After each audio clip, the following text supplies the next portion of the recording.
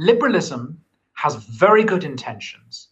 It wants us to be free. And over the course of a few hundred years, it builds strong institutions that allow us to be free. So it both has a good intent and it also has a rational way of going about it. The problem with liberalism is that in constantly pushing freedom and in placing so much weight upon reason as the way that we reach conclusions, it slowly begins to erode the basis for its own existence.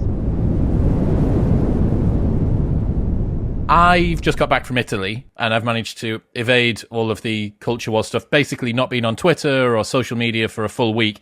And I've arrived back to find out that Ted Cruz has been accused of apologizing for Nazi salutes at a teachers' meeting and that Rishi's budget is racist or some other horse shit. So I've descended back into the muck and the mire, but you're here with me. So we're both going into it today.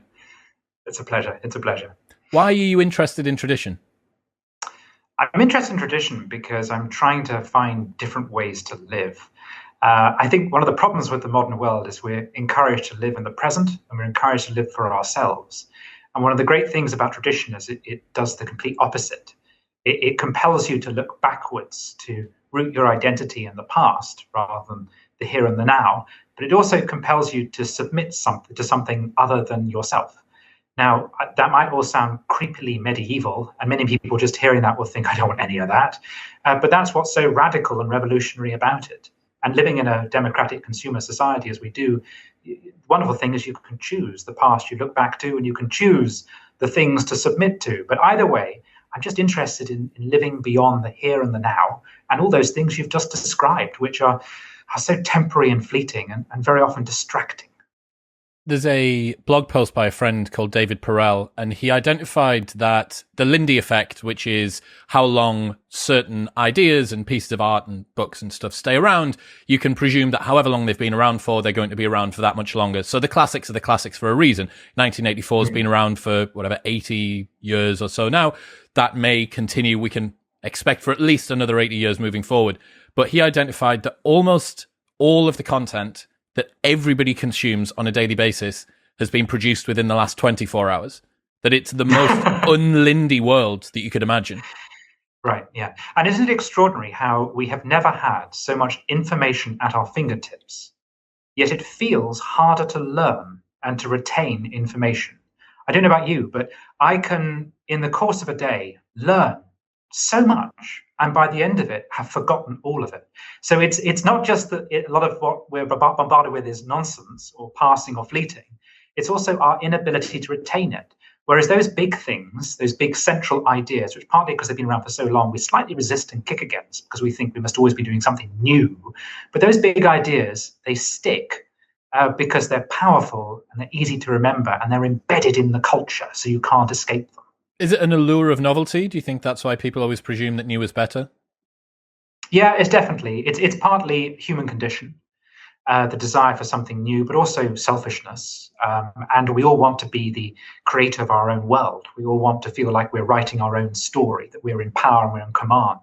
But this is also a philosophy which has been embedded in Western culture since about the 18th century. I mean, others would argue it actually dates before then. You can go all the way back to Athens and Rome and see much of this as well. But certainly since the Enlightenment, this idea has been woven into us that we must be skeptical, that we must seek the new, that we must always doubt existing knowledge, we must always question and challenge it.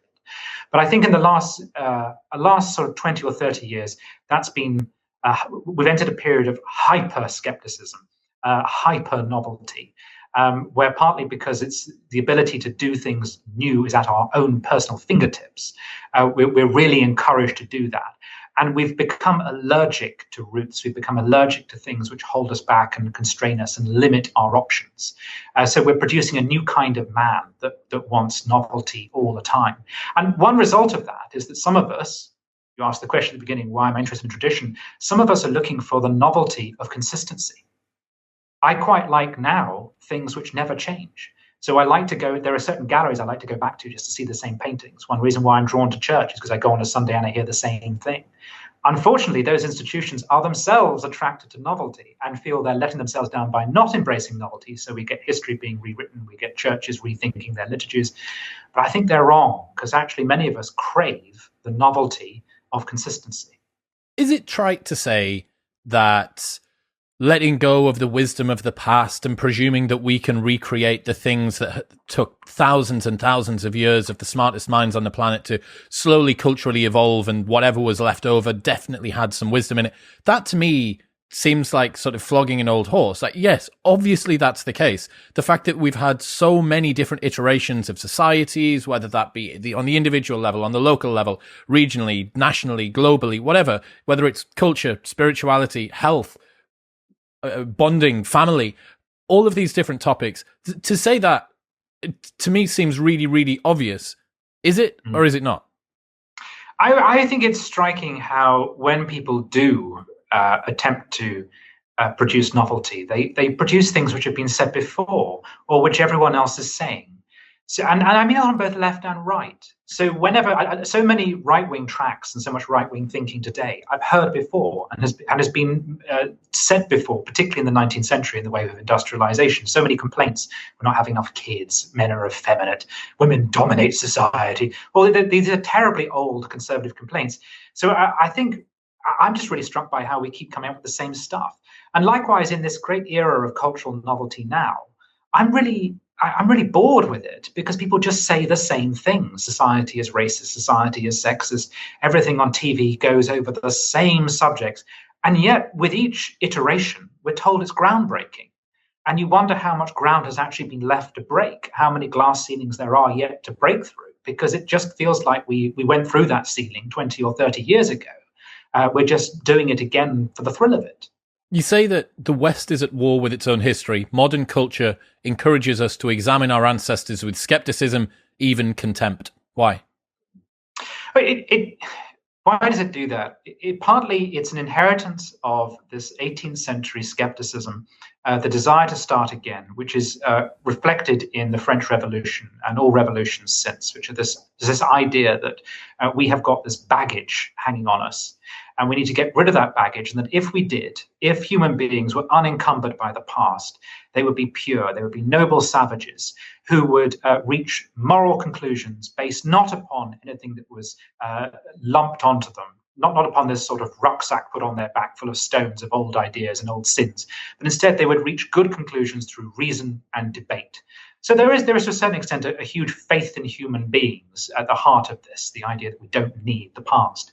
So I think it's that, but there's also a cruder political motivation, which is, you mentioned 1984, if you want to create a new future for people, you really have to start by erasing the past. You have to change their memory of the past so that you change their thinking about the present and the future. And in particular, if you give people this idea that in the past, we were thoroughly, utterly evil, we were terribly wicked people, then obviously you need to start again. And once you say we need to start again, well, that hands enormous political power over to the people who've said the past is bad, because we're left saying, okay, so what's the future going to be? What are we allowed to think? What can we be like? And that's when you empower the revolutionaries, the cultural revolutionaries, to say, okay, this is what the new society will look like in the future. Now, the experience, every time this has been done in the past, the experience is that you replicate the power structures of the past in new forms. This is why Michel Foucault is someone who conservatives should read, because he points out that with every revolution, you change the power structures, but power doesn't go away. Someone still wants to dominate. So when we create this new society free from the past, you can bet your bottom dollar there'll still be someone at the top and someone at the bottom, an oppressor and a victim. So it's a frustrating cycle of behavior. But nonetheless, I think that's politically at the heart of it. If you can discredit the past, then you can say that the present order is broken, therefore we need a new one, and that leaves it open to intellectuals to write the new order. What are some of the examples of previous revolutions that have gone through a similar cycle? Well, the classic one is the French Revolution, which starts out as an attempt simply to rein in the king and to produce a constitutional monarchy, but it very quickly moves beyond that and becomes a revolutionary republic. And then once you have torn up the old order and the old constitution, and particularly once you have beheaded the king, then anything's possible. And there was a great desire, there was a great fervor for novelty in the new. So French society didn't just change its constitution, it instituted a 10-day week. It rewrote the calendar. It abolished slavery. This is not all bad stuff. There's some good stuff that's done. That's one thing the American Revolution didn't do that the French Revolution did. So there was an attempt then to rebuild society from the ground up. The consequence of that was not democracy, of course. It was revolutionary dictatorship. Once a constitution had been written, it was effectively suspended. It is true that you got rid of a lot of prejudices and you got rid of a lot of authoritarianism from the past. But once constraints of ritual and custom had gone as well, you also made it far easier to impose a tyranny. So that blank Why slate is it easier approach to to impose a tyranny when you get rid of the past? Because you do, over the course of centuries, you do accrue privileges, but you also accrue rights. And once you come along and you wipe the slate clean, you get rid of the privileges, but you also make it possible to get rid of the rights. In part because you change the structure and the order of society in a way that usually ends up empowering the state and the new people who are in control. So, for example, French society pre the French Revolution was incredibly decentralized, with a great deal of local governance, which would govern through rituals and customs and patterns of authority which had developed over hundreds of years. Well, the French Revolution doesn't want that. It's about creating a nation state. So there's an attempt to harmonize the entire country, to get it to move and to think and to operate as one.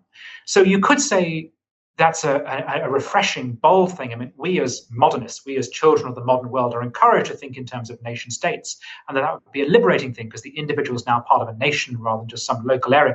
But of course, the consequence is you get rid of local governance and you get rid of local authorities and all the local rights that had accrued around that. So in the course of trying to create a new state, you demolish much of that which came before. And this is very typically a pattern in revolutionary societies, that in that attempt to modernize, you also eradicate those things that over hundreds of years gave people identity and rights. Why was Notre Dame an interesting example, speaking of the French? Well, I use Notre Dame in the book because it was really the fire of Notre Dame a few years ago, which made me think I want to turn my attention to this. And I mentioned it in the introduction. The history of Notre Dame is great because it's an example of how tradition does not appear overnight, but evolves and adapts and develops over time. So much of what you see of Notre Dame actually, most of it's very, very old. But in the Baroque era, it was subject to a great deal of quite actually unpleasant new decoration. And then during the French Revolution, when the old religion was abolished and there was a creation of a cult of a supreme being, I mean, literally the revolutionaries couldn't imagine a world without a supreme being because they needed someone who would have the authority with which to invoke in order to impose a moral order. So having nationalized the church, having carried out a mini reformation, and having established a secular state, the first thing they decide they've got to do is create a god, create a supreme being. And so Notre Dame is then transformed into this extraordinary pagan temple. By the end of the 1790s, Notre Dame was falling apart. It was then restored in the 19th century with the effect that many of the gargoyles and many of the decorations of the church that you look at and assume are centuries old are actually part of a neo-Gothic romantic design to reclaim the medieval past. So modern Notre Dame is actually a 19th century It's a throwback. It's a throwback Thursday, yeah. Exactly. And then a couple of years ago, the roof caught fire. And when it caught fire, I noticed in the reporting that many reporters found it curious that people fell to their knees and prayed. And there was a stunning headline, I think it was an AP headline, which said something like, tourist Mecca Notre Dame, also revered as a place of worship. And that just says where we've got to in the 21st century, that the primary purpose of the church has been lost, that within the very society that built Notre Dame, there are people who don't quite know what Notre Dame is for, or don't get it, and don't instinctively think that's a place of worship. Instead, it's a tourist center. And in the aftermath of the fire, there was discussion about how to rebuild Notre Dame, and people came up with lots of grotesque ideas, modernist nonsense, much of which hinged upon the idea that Notre Dame should now belong to everyone, not just the religious, that it should be opened up to the entire public. So you can create a sectarian cathedral, so you can create a secular cathedral. That's very interesting. That shows where the culture has gone in much of Western Europe, that we've lost the sense of sacred. And much of what we deal with nowadays in our culture, which you can see in woke as well, is Christianity minus the eschatology. It's a hangover of Christian culture, but without God and without a clear understanding of how religions work, it sort of deforms into a new kind of liberal left madness. Yeah, you say that liberalism is the primary villain here. Why is that? Well, liberalism effectively as the political expression of the Enlightenment. And it's a primary villain because liberalism has very good intentions. It wants us to be free. And over the course of a few hundred years, it builds strong institutions that allow us to be free. So it both has a good intent and it also has a rational way of going about it. The problem with liberalism is that in constantly pushing freedom and in placing so much weight upon reason as the way that we reach conclusions, it slowly begins to erode the basis for its own existence. Because if you have too much freedom, you undermine freedom.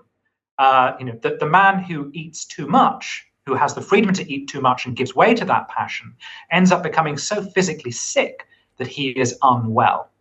And likewise, when you have a political culture which is so obsessed about individual freedom, so obsessed about liberty, that it increasingly becomes impossible to think about the corporate anymore or to operate effectively as a society, you begin to actually undermine it. And what's interesting is that the liberalism has sort of gone off the tracks a bit, and it is now bled into identity politics groups, which are actually at war with the very institutions that liberalism helped to build. So the effect is that those institutions are either trashed or are captured by people who don't really value what the institution was created for, of which the starkest example is the university. Always controversial, I have to say. Conservatives have hated them for a very long time, but the university has now been so captured and corrupted by identity politics that increasingly it isn't capable of doing the things that liberals established universities for and wanted them to do. That is to test ideas. It's now becoming difficult to test ideas in them. Yeah, it's strange to think that human nature is so inherently flawed that we do need some constraints, that oddly constraints can give us a sense of freedom.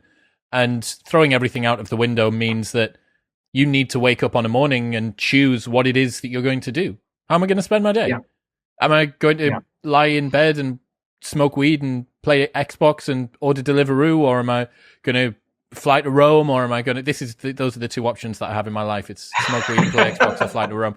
And I sense this as well because I think you're an only child, as am I. Is that right? Yes. Yeah. That's correct. Yes.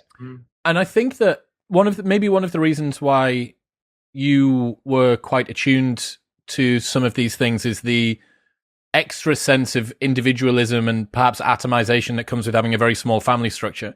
That if you don't have these huge, big roots into the ground, because it's not just the sister and the brother, it's then the sister's partner and the brother's partner and their kids and their in-laws and so on and so forth. And yeah, I get that sense sort of from a personal level as well, looking back and realizing that you get to define whatever it is that you want to do, which is liberating, but also terrifying at the same time. And it means that you can make a lot of mistakes. If you don't have an older brother that has made a ton of mistakes before you and goes, hang on, Tim, maybe that thing, because I thought that thing was a good idea and I wasted 3 years of my life. Without that, you end up having to discover these mistakes for yourself.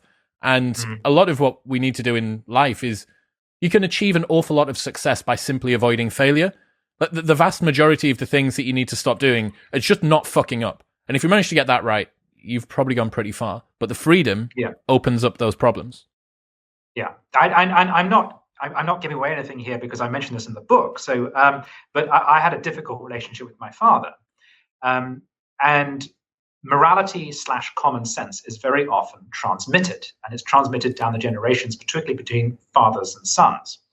And when you just have no communication with your father, you have someone who's not telling you how to behave or what to expect. So then your family becomes even smaller.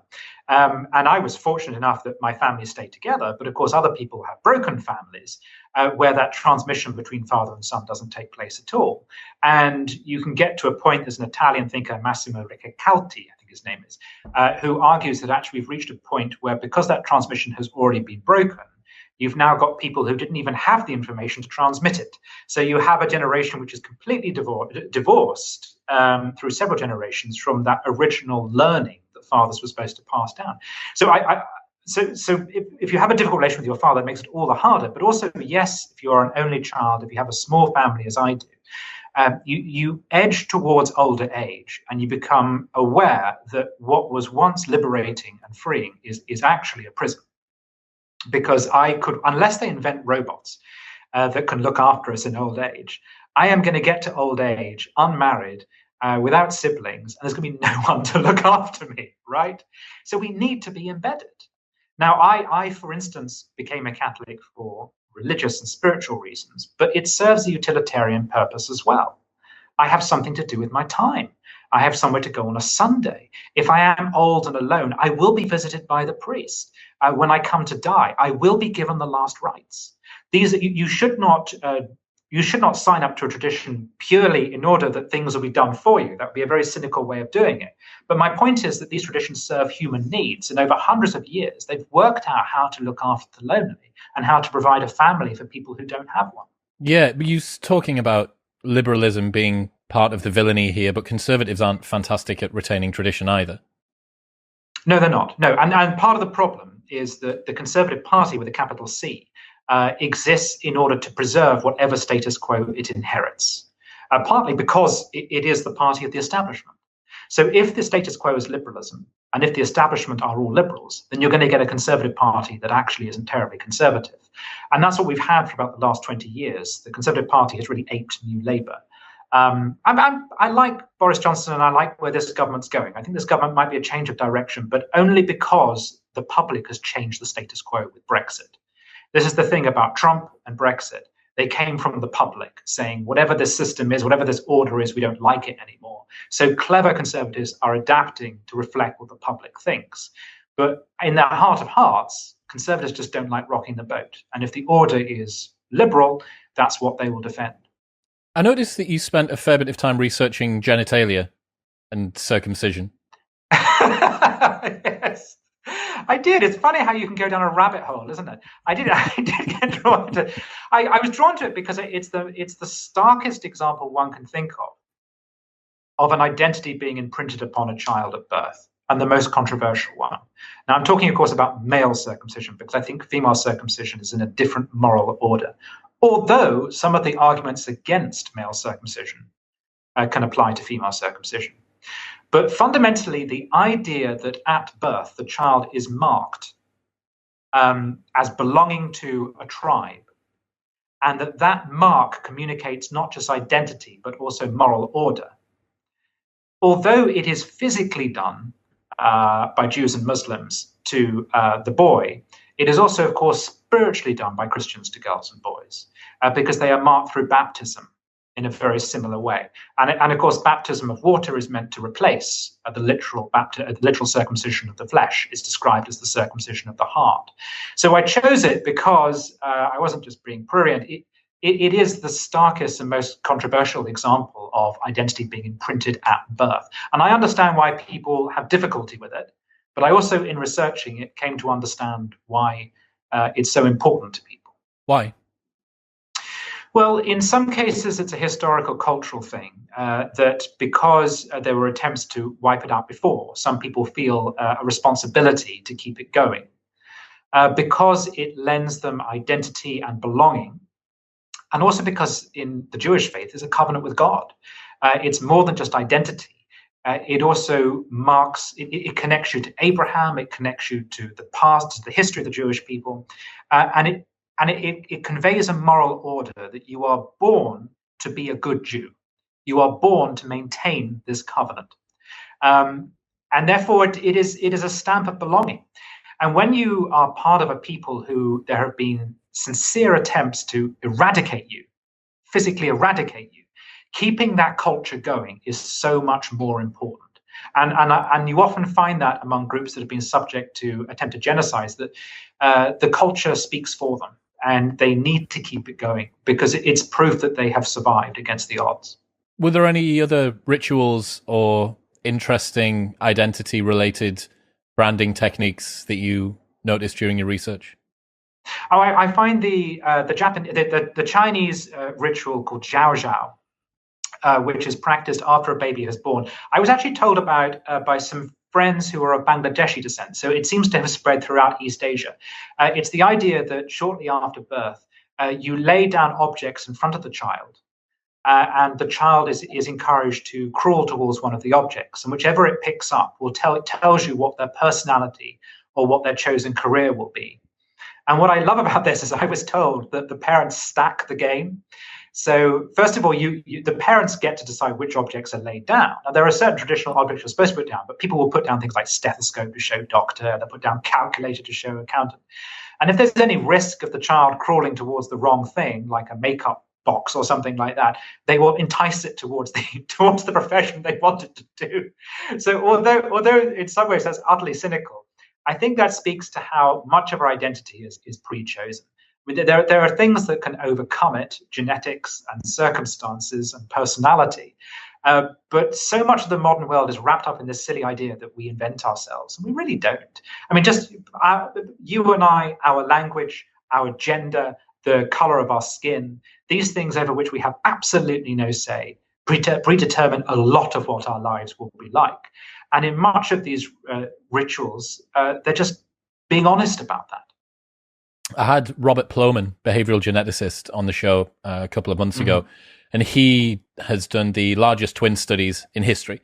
So 10,000-ish pairs of twins. Every twin born between about 1992 and 1995 in the UK has been contacted by him. And he's done, whether it's adoptive parents, whether it's twins, and he's teased apart nature and nurture as tightly as you can.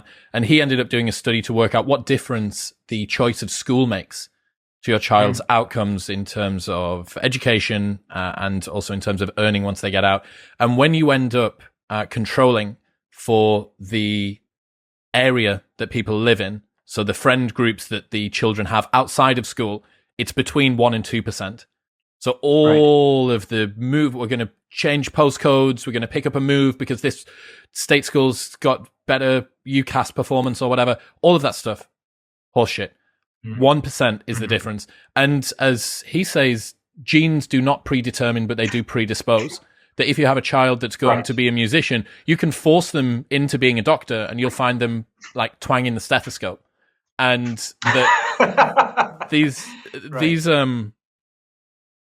the ways that we move through life. So perfect example for me, I was a club promoter for a very long time and I still am, but I loved being a businessman. I didn't love being a party boy, but it took me forever to realize that. But if I look back at what I did when I was a kid, I talked too much and I listened to lots of audiobooks. Roll that forward by 20, 30 years. What's that? It's a podcast. So that's, we sort of find our way to the things that we're compelled to do. And the world and environment and parents and tradition can sometimes wrangle us away from that, but we end up creating our own. And I think that there's a certain level of anxiety that comes with having to be self-created as well. That if your failures are yours to bear and your successes are yours to bear, then your outcomes in life are completely yours. And that it makes sense why people, why there's a two-sided dagger to meritocracy.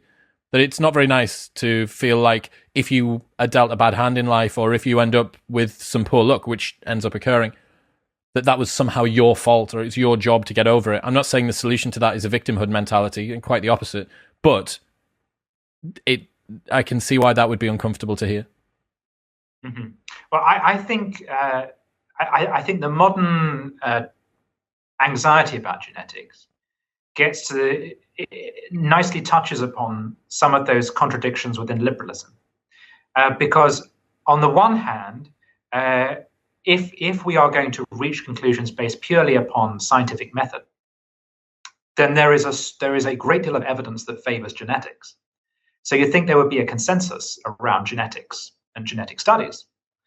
On the other hand, if you believe as we believe, and as I, as a child of the Enlightenment and also as a Christian, like to believe that people are the authors of their own stories, and also that we shouldn't prejudge people on the basis of their parents. So there's a combination of liberalism and Christianity there. Then genetics becomes really ethically difficult to deal with, because the more information we have about someone in advance, that means we could make judgments about them, or we could see their lives as somehow limited.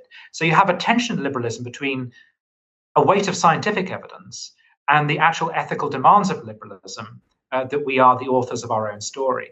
So I think that's one reason why we have a great deal of tension about it, and it's understandable.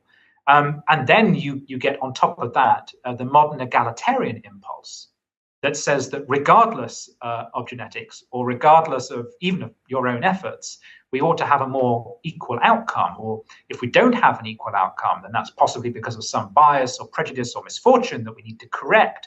So you begin to see how liberalism keeps posing interesting questions, but then sort of denying itself an answer. Because each time you come towards a possible answer, liberalism comes up with a new objection and a new question and a new social problem we have to confront. None of this is a necessarily bad thing. This is all part of being human, and I welcome the moral inquiry. But you can see why it is that we have confusions over how important genetics is, because it goes to the heart of the contradictions of liberalism. What use is nostalgia? It can be a bad thing, obviously. Although I think when we are nostalgic, we edit rather more than people give credit for. So we are very rarely nostalgic about bad things. So if you take the example of the war, there's a great effort now to say we shouldn't be nostalgic about the war. And we should certainly be skeptical, and we should present facts as they actually were. But very few people are nostalgic about the bombing and the pain and the sacrifice. People are nostalgic about the sense of coming together.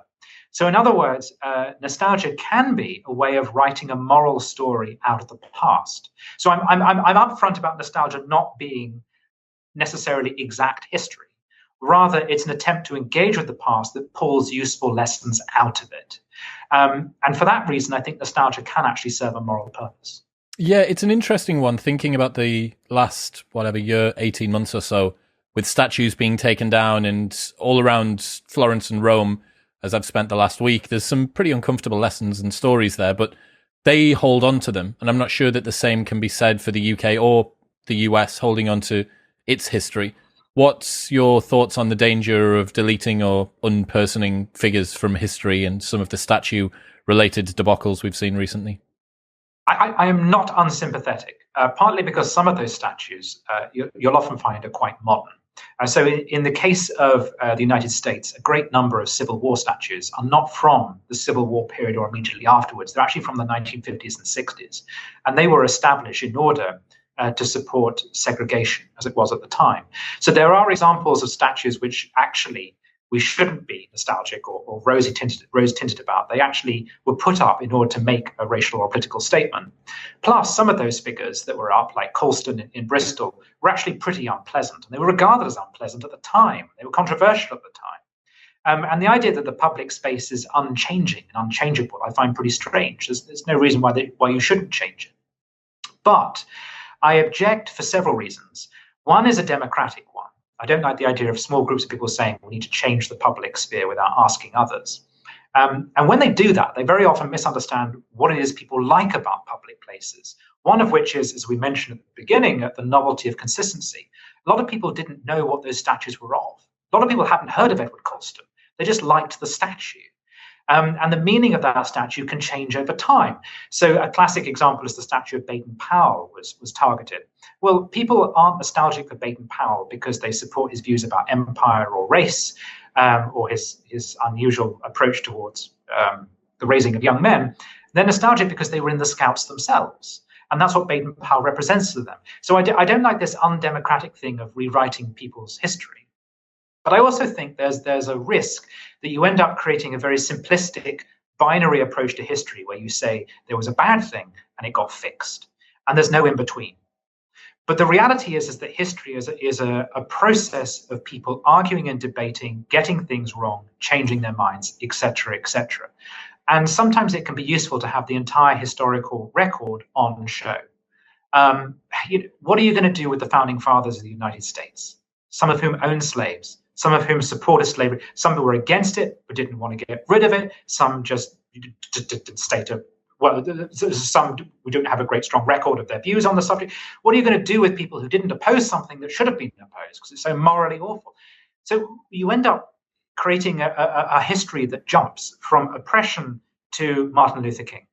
And the problem with that is there's so much in between that's interesting, that tells you the story of how we eventually got there through trial and error. So I think you can end up creating quite an artificial history if you just take down all the bad stuff.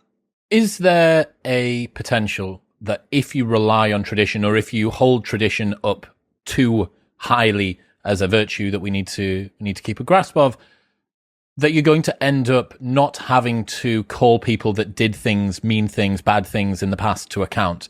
That I'm not a fan of judging the actions of people from yesterday by the standards of today. I think it's kind of, I don't know, it just logically, I can't square that circle in my mind. But I can also see the other side of the fence that says we also need to bring those people to account. Yeah. What I would say is that many traditions have changed and have had a moral reckoning, and engage morally with their past.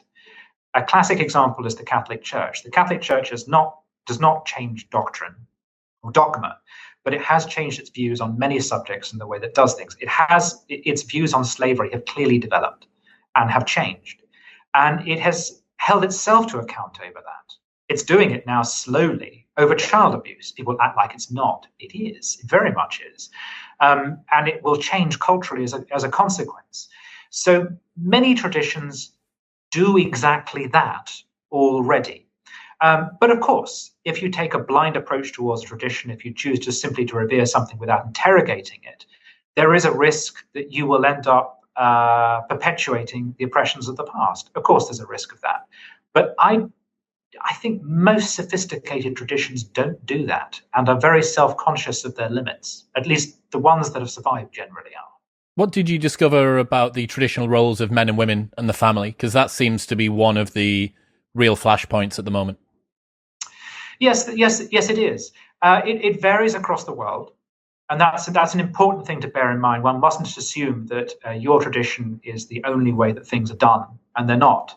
I mean, I was fascinated to discover the existence of, it's very crudely put, a third sex in India called the Hijra, who are analogous to transgenderism, but not quite the same, because it's a category which can include gay men and feminine men as well as trans people and eunuchs. But that's an example of how a culture can have a completely different attitude towards gender and sexuality to the one that we have in the West. Plus, you also find that Western attitudes towards gender and sexuality have changed significantly as well. The 18th century has a much different attitude towards sexuality than the 19th does.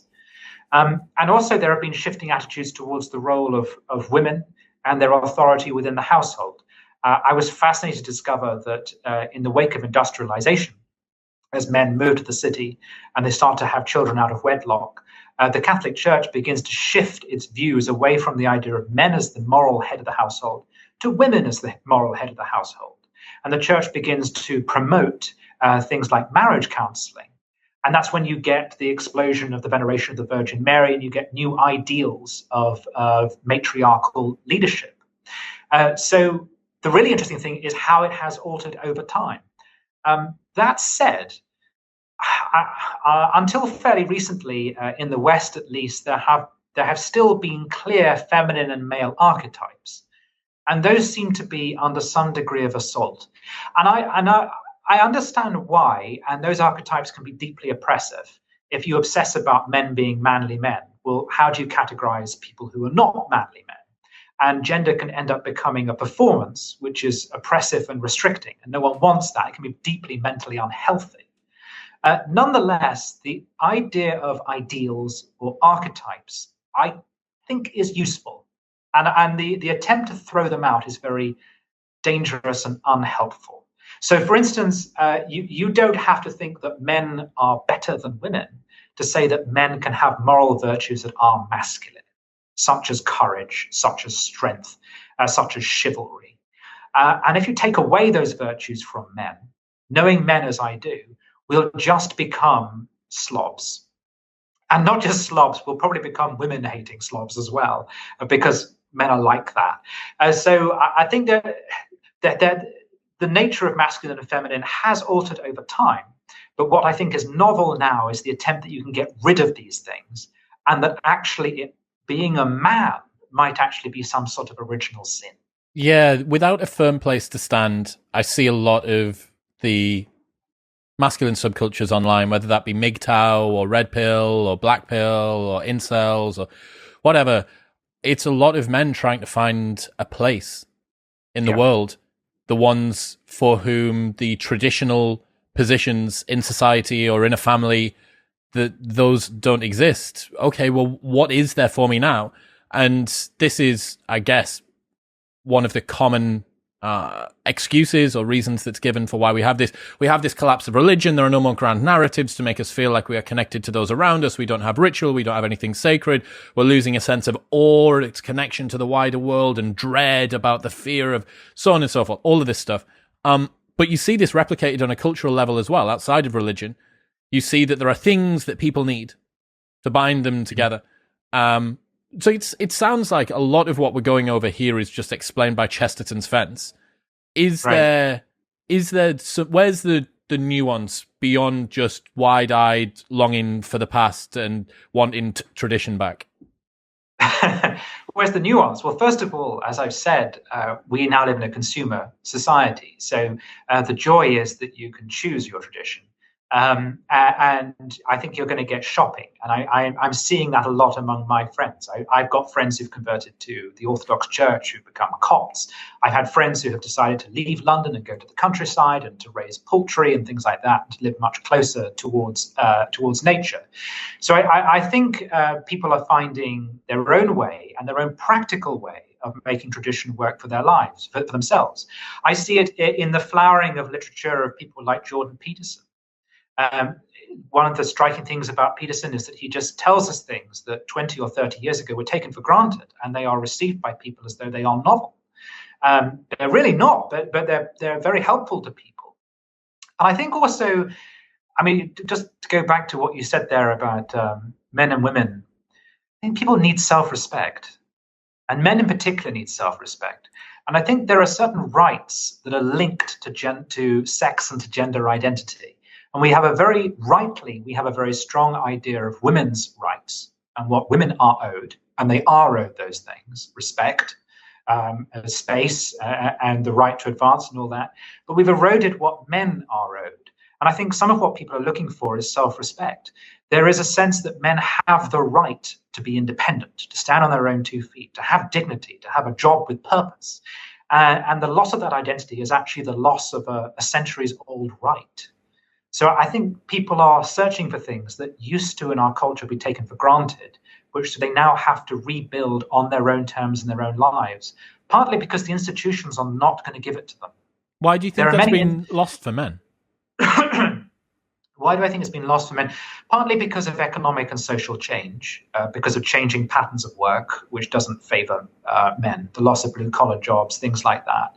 But also because the culture since the 1960s has increasingly become feminized. And that's, if you say that, is not a criticism of women to say that. It's just that there is a cultural sense that masculinity is bad and femininity is good. And you see this constantly sold to you by advertising, consumerism, and television. It's just a constant message being drummed home to you. And whenever you do get a heroic man, he is usually conflicted and neurotic and troubled. I hate to bring this back to Bond, but if you take the evolution of Bond, I would accept that he was a well-dressed Neanderthal in the 1960s. I don't want men to be like Bond, because if nothing else, he's going to die of alcohol poisoning and lung cancer. But equally, what he has become now, it's so frustrating that he cannot be a hero without being a psychological mess who is redeemed through women. And is redeemed through family. I don't want to give anything away about the new film. I haven't seen it. I've just read synopses. I refuse to see it. But it just frustrates me that men cannot be allowed to succeed on men's terms.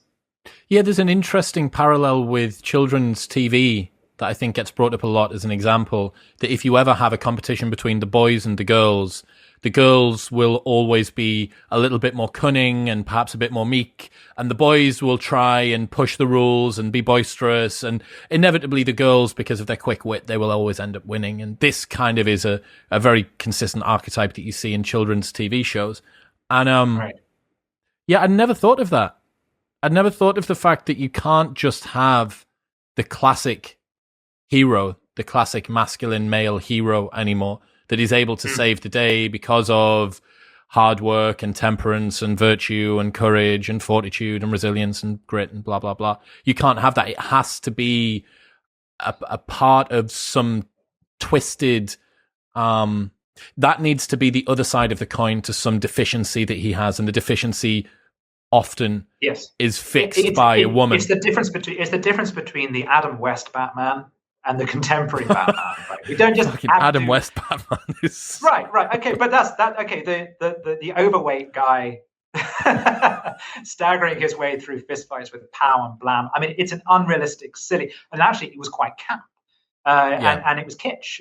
So actually, it's far more aware of the limitations of gender identity than we might give it credit. But my point is, there's a difference between a two-dimensional morality in which courage wins the day versus a contemporary morality in films whereby they're reluctant to allow that to succeed on its own terms. It usually does. Batman still generally wins, but there's usually some neuroses. There's some he pays a price. There's some moral paradox. There'll be a woman who saves him, no doubt. And also the other intriguing thing is that increasingly the villains are the heroes. So you have Suicide Squad, you have a movie all about Joker, and they are still presented in their flaws and they're still presented as psychopaths.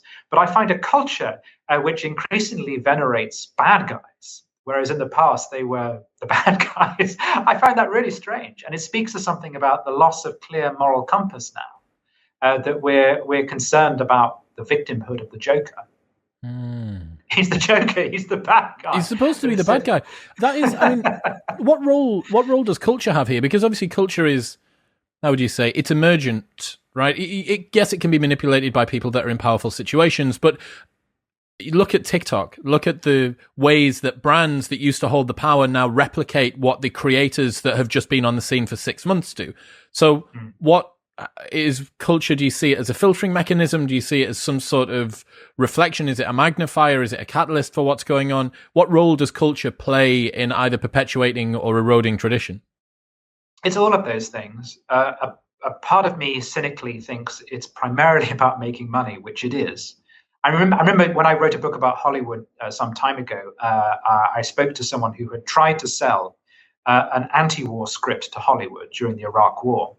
And he had been rebuffed. And he came back to them and said, I assume I'm being rebuffed because I'm a man of principle and I'm anti-war. And you Hollywood studios, you're in bed with the Pentagon and you love war. And they said, oh, no, it's just that we've got dozens of anti-war movies in the making. We're just bored of them. If you want to write us a pro-war movie, we might be able to make it. So it's always been my view of Hollywood and entertainment. I think it is just terribly cynical. It's also stuck in the problem of novelty. We come back to the need constantly to do something new. And that very often when you have that need, you end up replicating yourself. So when you come to the end of Marvel, when you've made not just every Superman or Spider-Man movie, but you've made them several times with a new cast, you reach a point where you have to say, look, what the hell do we do that's new? So you end up doing things like elevating the villains over the heroes or something like that. Or I don't know, you might make Spider-Man you might change his sexuality or something like that. The irony being that because everyone else has reached this point of cultural exhaustion, they're all doing the same thing as well. So we have novelty that is reproduced and replicated. So I think it's partly just the desire to make money. Once tradition's been destroyed, can it ever be restored? Oh, yes, because it's been done many times before. As we mentioned with Notre Dam, a building which is collapsing can be rebuilt, and not just rebuilt to look like the past, but also rebuilt using contemporary techniques. So you can have a beautiful synthesis of the old and the new. And we've seen traditions come and go, and they have miraculously revived. Much of the conversation that we're having now about culture was being had in the late 19th century, and that was turned around. Yeah. Much of the concern about gender, about identity, about technology in particular, and about how life was becoming too fast. There was too much information. That complaint was being made about the steam train and about the newspaper. And then you saw a sort of revival of spirit in the. Well, I suppose, did you really? You saw fascism and communism, but you saw in opposition to those things, you saw a revival of moral purpose. So I do absolutely think traditions can be revived because it has been done. I can see how that would be done for a an archaeological disaster. An architectural disaster. But I don't know. My concern is that there's something, whether it be the frictionless access to information and communication across the entire world, whether it be racing to the bottom of the brainstem, whether it be living standards going to the point where people, on the whole, don't have to concern themselves with getting a sense of purpose from their work, and the slow disintegration of the nuclear family, and blah, blah, blah, blah, blah. I'm concerned that you chop away at so many moorings that potentially you can do so much damage that it's a cul-de-sac you can never drive back out of again. Yes. My answer to that is partly it would be unchristian to despair. So I refuse to do that. It's because really that's a sinful attitude, because you've got to have faith and hope in the future and in the Holy Spirit and God's wisdom. So I reject that on a sort of almost theological basis. But I also think you've got to have faith in the strength of traditions themselves, that they have been tested by so many things in the past, plagues and wars and fascism and communism, and they have endured because they've got good ideas that speak to human need.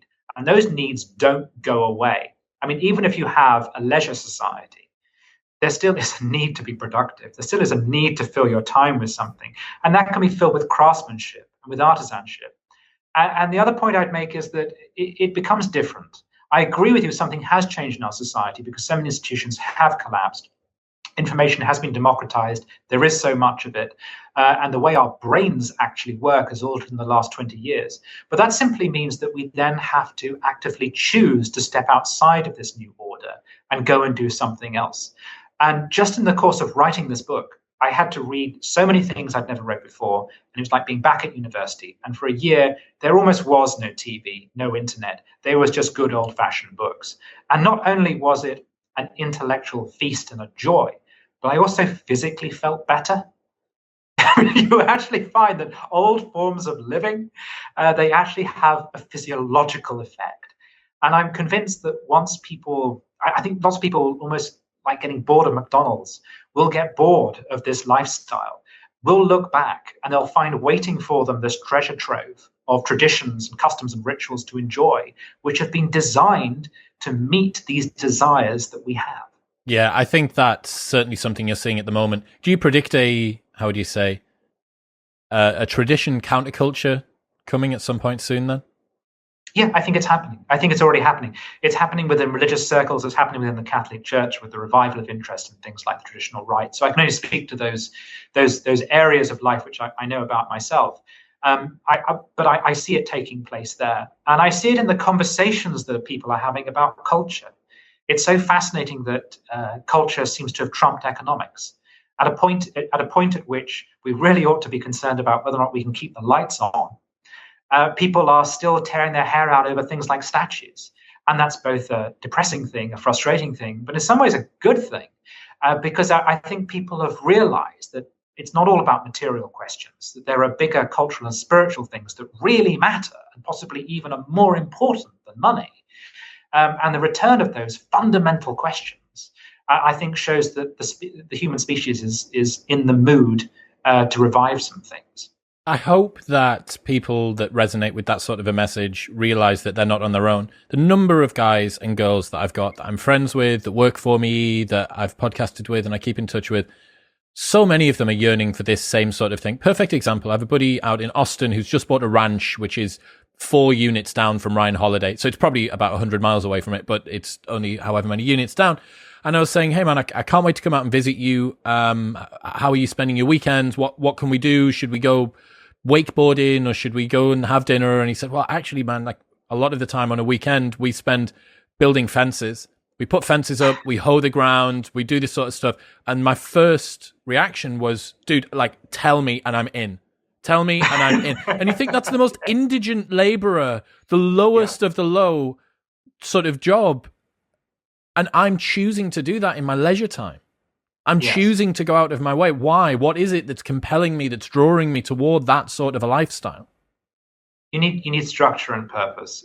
Ultimately, there is, and I speak entirely for myself here, there is no point to life unless there is a reason to die. There is no point to your life unless you have something to die for. That's how I feel. I feel that strongly. And for most people, it's their kids. Most people, it's their family. Well, I don't have that. But I have a set of other principles and philosophies and beliefs for which I am prepared to die. And the strange thing is that makes life more worth living. And it makes life so much more colorful and enjoyable, knowing that there is this thing beyond myself that I am connected to, which is my faith, for which I am prepared to go to the wall. And those parts of my life in which I didn't have that were awful. They just felt pointless. You're just getting by day, and you accrue tasks and responsibilities. You accrue a sense of responsibility that flows from that philosophy. That means that small things that, if you didn't have that philosophy, would be pointless, actually are the most important thing. All right. So I've reached the point. When I was young, I wanted to be rich and powerful, like most people want to be. I now, when I die, hope people say he was a nice person. That's the most important thing to me. Not because I've given up, but because I've actually realized that's the most important thing, and that flows from my Christian beliefs. I would much rather be remembered for the one time I gave someone a lift than for having been Prime Minister of Great Britain or some crap like that, which ultimately doesn't matter. So that's what comes from having purpose, is a well-ordered life in which the small stuff actually gains new meaning. Where should people find their meaning? Let's say that somebody doesn't have your faith. Where should they find it? Just look for it. And I know you may well not, it may well end up not being found in religion. I just implore people, and that's the one thing I hope the book does, is I implore people to explore not just their own traditions and past, but other people's as well. And they might find redemption in very surprising places. But also one finds meaning in other people too. Not everyone does. I'm a natural loner. But still, as I said, to be remembered fondly by people, to be appreciated by people is very important. So I think it's a combination of study and learning and travel, but also trying to do good for people so that they appreciate you being around. That's a firmer place to stand.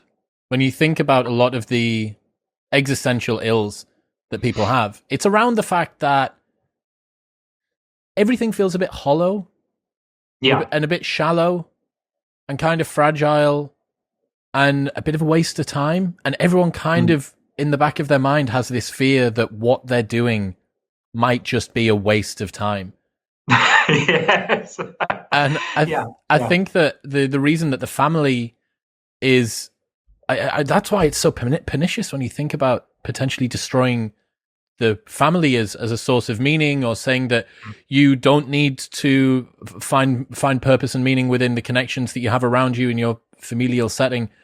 You are what's left for people to stand upon once you do take that away. If you've got an increasingly secular society, you have one that bows at the altar of science rather than religion. There's not a whole lot left, and that's why I think just the general pointlessness of it all. I'm just the droid 379,405 bleeping away in the background, doing things until I slowly cart myself off to the grave. Like that's not the story that we were given, right? That's not the life that we were fucking promised. And especially the last week I've spent, walking through the streets of Florence, or vespering through the hills of Tuscany, which is obviously very traditional, vespering and drinking red wine, because that's precisely what Michelangelo was doing.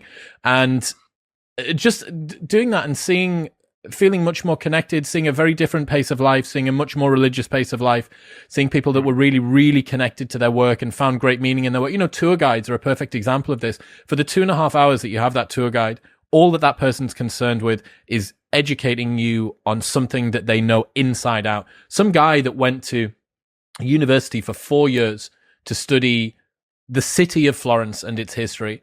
And if you decide to ask him about Dante, he's got 2 hours that he can do on Dante. And if you ask him about Machiavelli, he's got 2 hours that he can do on Machiavelli. And you just think, like, this is somebody who is connected to a higher purpose. They believe that they are doing something that adds value. Because I will remember the different guys, whether it was Lorenzo or Christian or Oscar, the different people that took me around different areas of their country and had pride in it and had genuine connection. When they spoke about it, they spoke about we had this, had this challenge, and we came together. This story about the Mud Angels, where there was this huge flood in 1966 in Florence, and people from all over the world came. We were so thankful for all of these people that were coming towards it. And you think, yes, this is connection. And in those people, you see a sense of belonging and purpose and meaning.